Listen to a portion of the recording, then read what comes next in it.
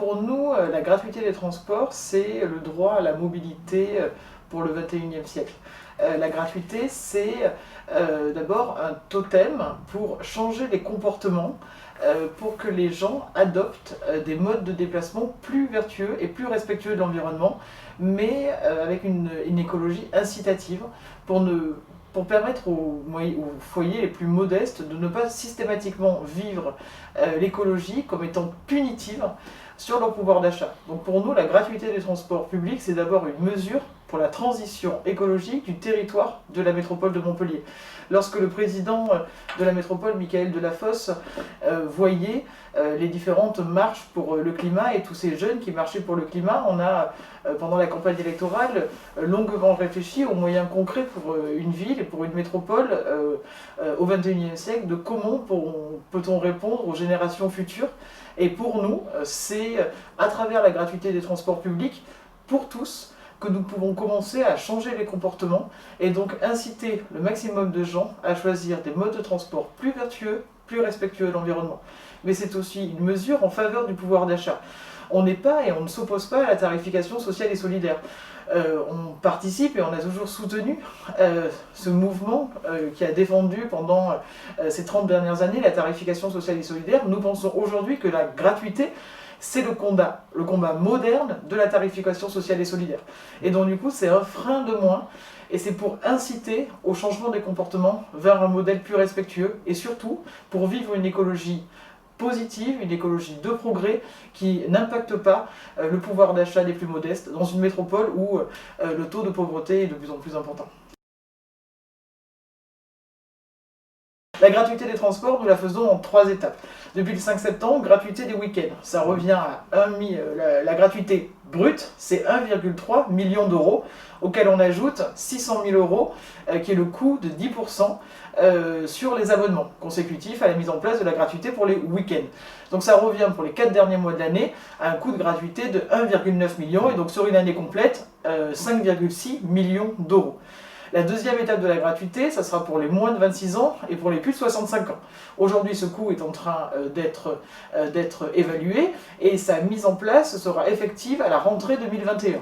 Et troisième étape de la gratuité, pour tous les habitants de la métropole, à mi-mandat, c'est-à-dire en 2023. Parce que pour nous, c'est vraiment une mesure d'attractivité économique pour les commerces de proximité. Ça veut dire que vraiment, pour desservir l'Écusson, qui est le centre-ville de Montpellier, la gratuité des week-ends, pour nous, est un facteur d'attractivité. L'ancienne majorité, lorsque nous sommes arrivés aux responsabilités, avait octroyé 1 heure de parking gratuite sur toute la semaine. Le coût de cette mesure de gratuité des parkings vaut le coût de la gratuité des week-ends. Mais je n'ai jamais entendu un journaliste poser la question. Donc c'est bien qu'il y a vraiment un changement de paradigme, même dans les questions des journalistes. Ça veut dire que c'est à coût égal, la gratuité des parkings, 1 heure du lundi au dimanche, ça représentait 1,2 million d'euros, quand le coût de la gratuité des week-ends est estimé à 1,3 million d'euros. Donc c'était exactement la même chose.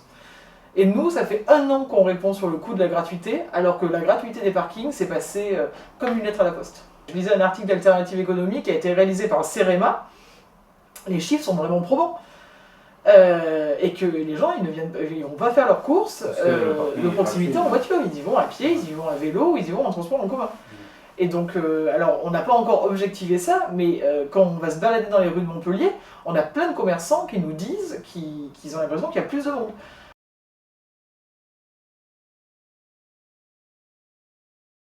C'est pour ça que nous procédons par étapes, parce que nous sommes bien conscients qu'il y aura des choix budgétaires importants à réaliser. Et aujourd'hui, le président de la métropole, Michaël Delafosse, le dit très régulièrement, ces choix seront assumés. Et la priorité du mandat, c'est les mobilités. Les mobilités, l'éducation, la sécurité, mais le changement des comportements pour la santé publique, pour la préservation de la qualité de l'air, pour lutter contre le changement climatique, ça passe par le changement des comportements et pour inciter le maximum de gens à laisser leur voiture individuelle au profit des transports en commun ou des modes actifs tels que le vélo. Et c'est d'ailleurs en ce sens que nous mettons en place une aide à l'achat de 500 € faire basculer le maximum de gens vers ce type de transport.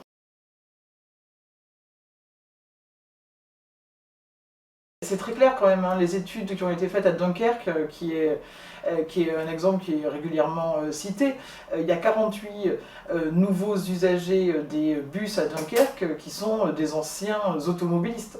Et donc il y a bien eu une baisse quand même qui a été objectivée de l'autosolisme vers l'utilisation massive des transports en commun. Donc nous aujourd'hui nous misons sur ce report modal, mais nous n'opposons pas les modes de transport entre eux.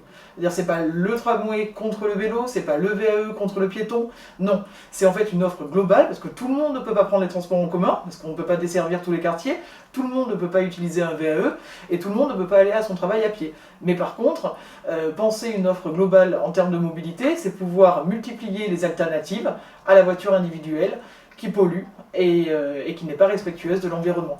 Donc nous n'avons pas un discours dogmatisant, on essaie simplement de multiplier les alternatives avec une vision complémentaire des différents modes de transport, permettant à chacun de pouvoir trouver celui qui correspond le mieux à son usage.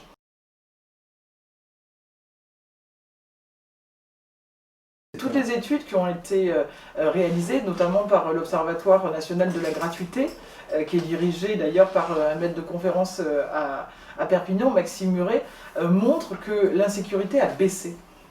Plus il y a de monde dans les transports en commun, plus l'insécurité baisse. Donc peut-être que si on me montre une étude qui démontre que la gratuité des transports a une incidence concrète sur l'augmentation de l'insécurité dans les transports, on pourra objectiver effectivement ce postulat. Mais aujourd'hui, il n'en est rien, et c'est même bien tout l'inverse. Plus il y a de monde dans les transports en commun, plus l'insécurité baisse. Mais pour nous, il reste quand même une insécurité qu'il faut traiter dans les transports en commun. C'est pour ça que nous travaillons activement sur la création d'une police intercommunale des transports avec des équipages mixtes entre les polices municipales, la police intercommunale et ensuite les agents assermentés de notre société concessionnaire de transport pour pouvoir intervenir dans le réseau, dans les rames, sur les quais, dans les 31 communes que compte la métropole de Montpellier. Donc la question de l'insécurité, je ne crois pas qu'elle puisse être augmentée de par la gratuité, c'est bien tout l'inverse. Par contre, c'est quand même une question qu'on doit régler, et donc parallèlement à la mise en place de la gratuité, nous allons mettre en place la police intercommunale des transports, qui comprendra à peu près une trentaine d'agents.